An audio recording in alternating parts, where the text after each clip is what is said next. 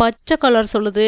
செடி, கொடி, பில்லு இது எல்லாமே பாரு பச்சையா இருக்கு. நான் தான் உலகத்திலேயே மிக சிறந்த கலர் அப்படின்னு.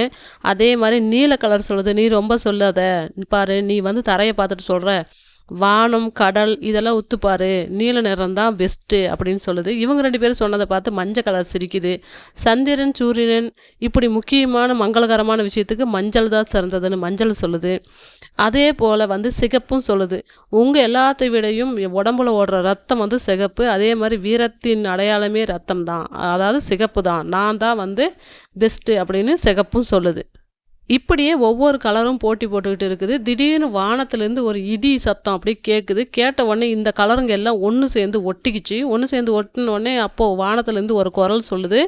பாருங்க, அவங்களுக்குன்னு ஒரு சிறப்பு இருக்கு. அந்தந்த கலருக்குன்னு ஒரு தன்மை இருக்கு. நீங்க இப்போ ஒன்று சேரும்போது அது இன்னும் சிறப்பா இருக்கு. அதனால யாருமே சளைச்சவங்க